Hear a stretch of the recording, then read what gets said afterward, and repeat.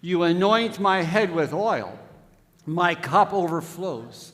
Surely goodness and love will follow me all the days of my life, and I will dwell in the house of the Lord forever. Right. You are the most trusting congregation I've ever seen. There is no clock anywhere.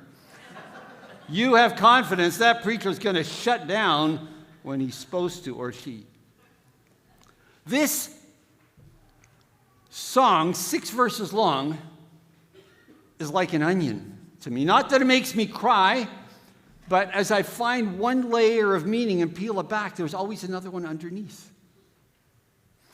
We're not even going to get to verse 6 today. I think I could preach 3 sermons on this psalm without repeating myself, except for some introductory and summary comments. It's just amazing richness here. So if what you've seen here is different than me, well, I'm still learning too. It's a song about a shepherd and a sheep. Now, let's think about sheep a little bit. You know, the kids can help me a little bit here. Do sheep have fangs like a wolf? No. Thank you. You're a good crowd. I see you're ready for VBS. Do they have claws like a bear? No. Or an eagle? No. Antlers? No. Well, the males have horns, right? But the females don't. Do they have quills like a porcupine? No. Can they spray like a skunk? Wings? No. They can't get away very good, can they? How about, can they run fast to get away like a caribou? No. Can they zigzag like a rabbit to throw the pursuer off? Can they jump over hedges and fences like a deer to get away? Can they burrow like a rodent for a place of safety? If there's a sheep in a pasture and a wolf comes along, what do you call that? Lunch. For one. I can't think of an animal that's more vulnerable than a sheep. The writer of this short song is King David. We know he was a fierce fighter. Do you remember what he said in that Goliath story? He was taking care of his dad's sheep. And a lion came along. And a lion grabbed one of the sheep. And David says, and I pulled that sheep away from the lion. And the lion came after me. And I grabbed him by the hair and I killed him. Then he said, another day it was a bear. Same story. And he said to King Saul, that's why I'm not scared of that guy. Now that guy, Goliath, he was 3 meters tall. That's more than 9 feet. But David said, I'm not scared because I'm so tough. He told King Saul, I'm not scared because I have the Lord. So King David, as valiant and fierce, I can't imagine taking on a bear or a lion. I wouldn't even want a cat that might bite me or claw me. King David, such a fierce and valiant fighter, felt himself as vulnerable as what I think is the most vulnerable of animals in the face of a predator, a sheep. Desperately in need of protection. A sheep without a protector is lunch. There's nothing else. So it's worth looking at because of the nature of the author and the word picture that he paints. So here we go. The Lord. Lord is the name that God gave to Moses at the burning bush in Exodus chapter 3. Briefly, it means the one who is with you, the one who rescues you. And of course, then he sent Moses to Egypt to lead the people as God would rescue them. Moses didn't rescue them. God rescued them. Oh, forgot my water.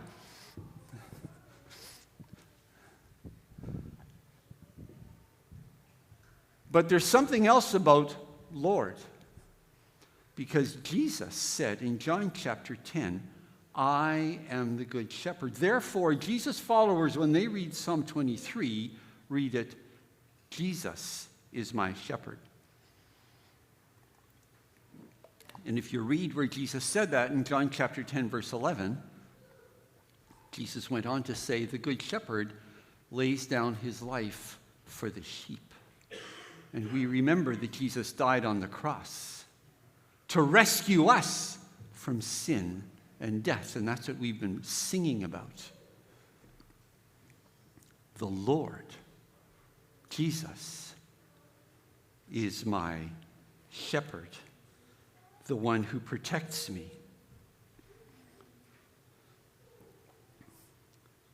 Then the last half of verse 1 is, I lack nothing. Well, what does a sheep need? What does a sheep need? Well, food, right? Water, rest, right? Every creature needs rest. And protection, right? Now listen to verse 2 again to see how many of those are in there. He makes me lie down in green pastures. He leads me beside quiet waters. Green pastures, food.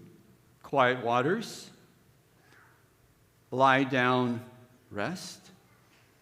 And what does it tell you when an animal is lying down? It feels safe, right? And it is safe because my shepherd is leading me. So there you have all the things that a sheep needs, highlighting what David just said. The Lord is my shepherd, I don't need anything. I have all the things that a sheep needs. Food, water, rest, and protection. That's verse 2. Verse 3, he refreshes or restores my soul. Now, I don't know if you're more of a furniture person or a car person, but either way, the principle is the same. Restoration is taking something that's beat up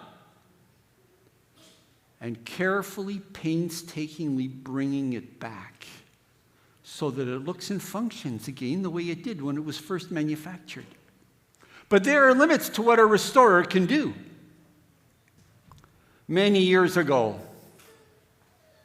30 years ago, 35 years ago,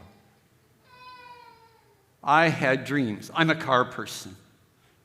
I bought an old Volkswagen Beetle. Well, actually two, one for parts.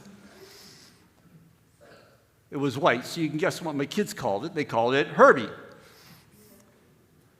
I had it checked out to find out what it would need to safety, and they said just a couple of minor things, no big deal. So I thought, great, I can safety it whenever I want. I put it in the garage, and I just had fun. So I was self-employed, working long hours, but Saturday afternoons I'd go into the garage if it wasn't the dead of winter, and I'd play with Herbie. So I'd rivet, shut holes in the rust in the undercarriage with galvanized metal from some duct work in my dad's upper loft in his barn. And I had a lot of fun. But I became conscious after a while that my wife Edith was inside with our 4 children. And I'd already spent all week working very hard. And all of a sudden one day I decided that I had to leave Herbie and get inside and be with my wife and children because they were more important. So for a couple of years, Herbie just sat there. And then came the day that we made the career shift to become a pastor. My wife and I.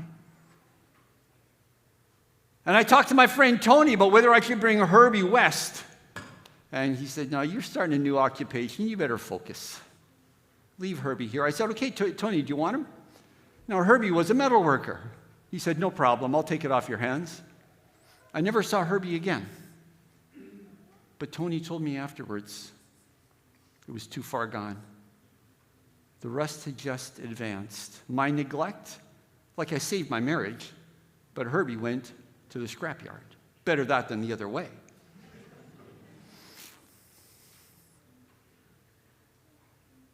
There's limits to what you can do with a piece of furniture or a car. It can be too far gone. Jesus doesn't know anything about that. That's a wonderful song we just sang. Bring all your failures. Bring your addictions. Come lay them down at the foot of the cross. Jesus is waiting there with open arms. If you feel this morning that you've messed up so bad that God has no use for you, that thought did not come to you from God. It came from the pit of hell. I love those lines of that song. He restores my soul no matter what a mess you've made of it. Just one more brief thing on verse 3. He guides me in paths of righteousness for his name's sake. Your life is not about you. My life is not about me. God made you, God made me to walk his path as he leads us as his shepherd. That's how your life is supposed to run. Now, you'd think if you had the creator of the universe, Jesus of Nazareth, as your shepherd, you'd never have any trouble, right? But what do we have in verse 4? Though I walk through the valley of the shadow of death, or the darkest valley, depending on which version you have. You say, what are you doing there in the first place if he's leading you? Well, there's at least two reasons why somebody following a shepherd finds themselves in the darkest valley. One is that God uses difficulty to train us. Unfortunately, he does. The second reason is this. For reasons that make us scratch our heads, Jesus drove people crazy. By the first verses of chapter 3 in Mark, they're plotting to kill him. The leaders, not the ruffians. And they did kill him. And Jesus warned us in John chapter 15 and Mark chapter 10, they hate me, they'll hate you too. They kill me, they'll kill you too. And if you subscribe to the Voice of the Martyrs Canada newsletter, which is easily found on their website, every Thursday afternoon you get another newsletter with 3 or 4 reports of where Jesus followers around the world are suffering for their faith. They've lost their employment, they've lost their homes, they're in prison, they got beaten up, they got murdered, whatever it is. And then the invitation is to pray for them and for those who did those nasty things, because those are lives that are a wreck as well. And Jesus has a plan for them as he had for Saul of Tarsus. So they call you to pray for everybody on both sides. It's a good reminder. There's a number of reasons why we find ourselves in the darkest valley. But before we get any farther, notice something important that has happened between verses 3 and 4. Verses 1 to 3, the Lord is my shepherd. He leads me beside quiet waters. He restores my soul. Verse 4, though I walk through the darkest valley, you are with me. A switch from the third person to the second. Why is that? Derek Kidner says, it's because the shepherd has moved back from leading the sheep to walking close beside the sheep to keep the sheep safe. You see, in the Middle East, if you watch movies from, like, say, Scotland, I think they herd sheep with dogs from behind, right? Not in the Middle East. In the Middle East, the shepherd walks ahead and the sheep follow. Okay? So verses 1 to 3, the shepherd is ahead, out in the green pastures. But in the dangerous place, the shepherd walks back, steps back, and walks right beside the sheep with his weapons to protect the sheep. When you're in the darkest valley, God is close beside you. You are safe. Okay? Now, that darkest valley thing, that can be translated two ways. Some, the King James, many other translations, though I walk through the valley of the shadow of death, right? Some translations say the darkest valley. Scholars say both translations are valid, so we'll look at it both ways. First of all, the darkest valley. What is the darkest valley? The darkest valley, well, that's a place with no light. And when there's no light, you don't know anything. You don't know whether it's safe to take the next step unless you get down on your hands and knees, right? But when Jesus, the Creator, is your shepherd, he doesn't need created light to see. He could see before he said, "Let there be light." In fact, 1 John 1 verse 5 says Jesus is light. In the darkest valley, which is the scary place, if you have Jesus beside you, you don't know what's going to happen next. You may not have a clue what's going on, but Jesus knows because he can see. That's the darkest valley. The valley of the shadow of death. That's a valley that each one of us will enter alone, unless. You see, remember what Jesus said. I am the good shepherd. The good shepherd lays down his life for the sheep. Jesus entered the valley of the shadow of death, and he came out the other side, having defeated death. The only human ever to do that by his own power. Now, when you're a tourist and you come to a new place, what kind of a guide do you want? How would you feel if the person at the front introducing themselves as the guide, you see that they were sitting on the plane beside you frantically reading guidebooks? And they confess they've never been there before. No. You want somebody who knows the way. When Jesus is your guide in the valley of the shadow of death, he knows the way because he's walked it before successfully. There is no other valid guide. Though I walk through the valley of the shadow of death,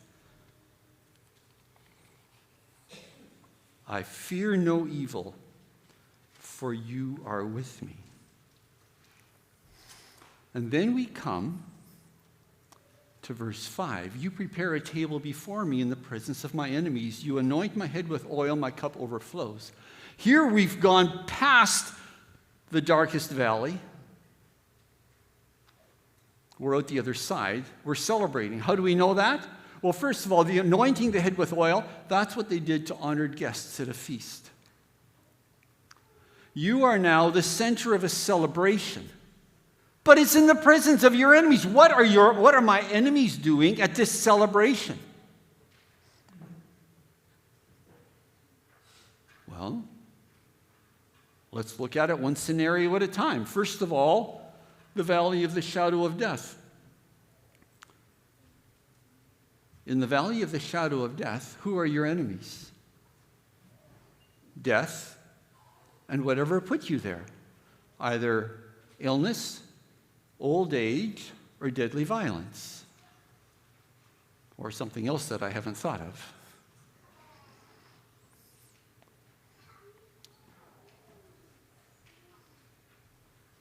And up to the moment that you breathed your last, they did their worst. But the instant that you stopped breathing, if you're a Jesus follower, you transitioned. And they lost all their power.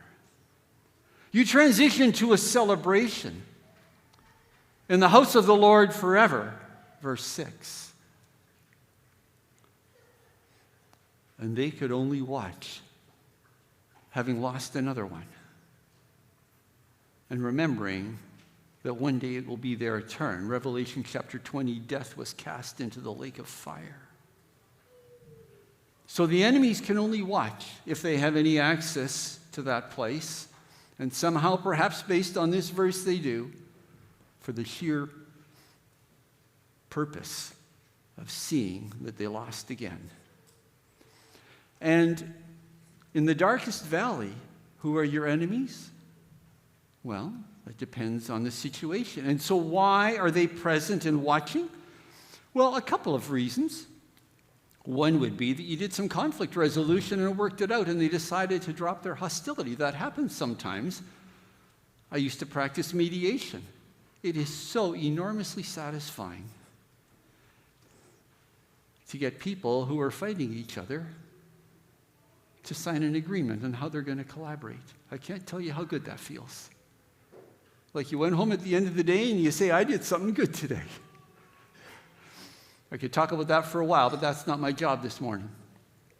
Or the other thing is that maybe God did a miracle.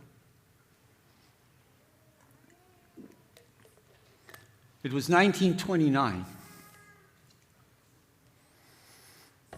My grandparents escaped the brutality of communism in 1924, 100 years ago, and 1925, 99 years ago.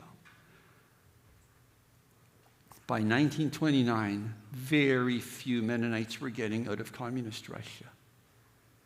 And if they went to that visa office requesting permission to leave to go to Riga in Latvia for freedom in North America, they didn't know if they would get what they asked for or if the government would respond to their impotence by putting them on a train in the other direction to Siberia.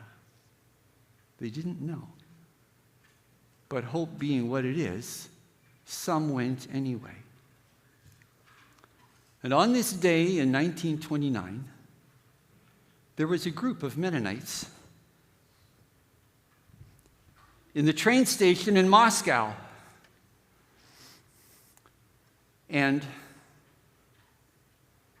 they didn't know if they were going to be able to go to North America or to whether they would be sent to Siberia.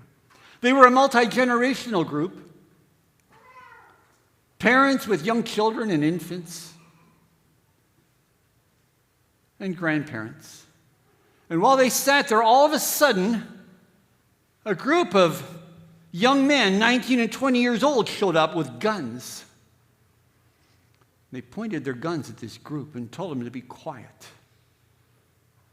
And parents hushed their children for fear that their children would be shot. As far as the Mennonites could figure out, what these people wanted was for them to go back home and quit trying to leave. So what would you do?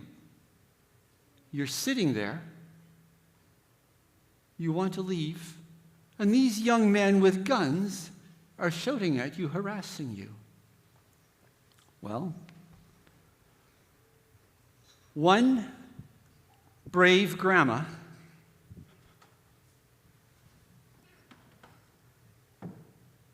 started to sing a song based upon Psalm 23.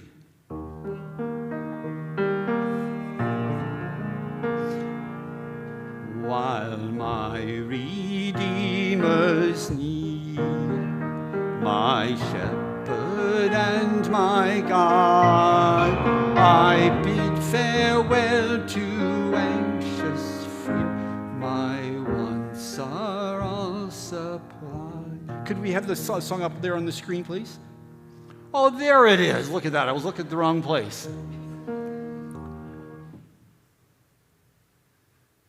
The people with this grandma looked around. I'm sure at first they thought, is she crazy?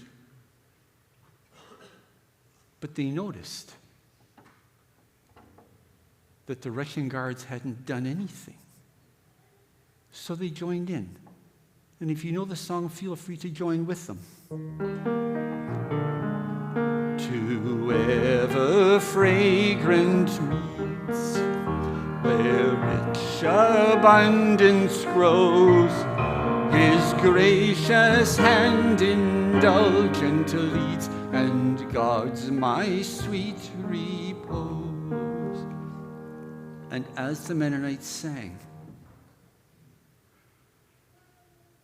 those young men became silent. And all the tension evaporated in that train station. It must have been as though, for those few moments, the Moscow train station became a cathedral to the shepherd of the sheep. If you know this song, let's make this song ring to the rafters. The sun its light may veil, the lion's roar assail. I still recall in darkest night that Jesus is my man. Dear shepherd, if I stray, my wandering feet restore. To thy fair pastures guide mine, and let me rove no more. Unworthy as I am of thy protecting care, Jesus, I plead thy gracious name, for all my hopes are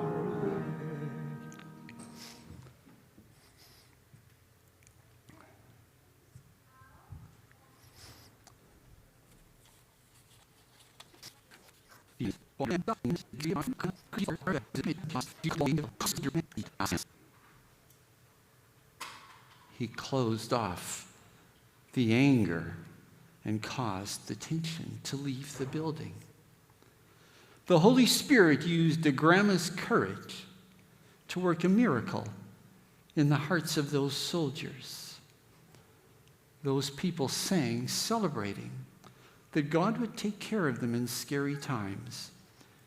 And God took care of them in a very scary time. And I'm happy to report to you that that group of Mennonites, as I understand it, received permission to travel to Latvia and to freedom in North America.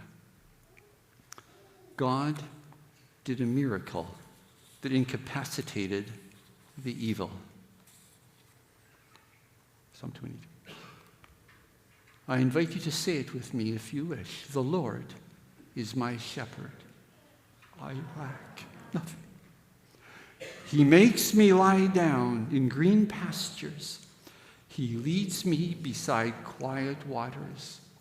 He refreshes my soul. The paths and righteous for his name's sake. Even though I walk through the valley, I will fear no evil, for you are with me. Your rod and your staff, they comfort me. You prepare a table before me in the presence of my enemies. You anoint my head with oil. My cup overflows. Surely goodness and love will follow me all the days of my life, and I will dwell in the house of the Lord forever. Thanks be to God.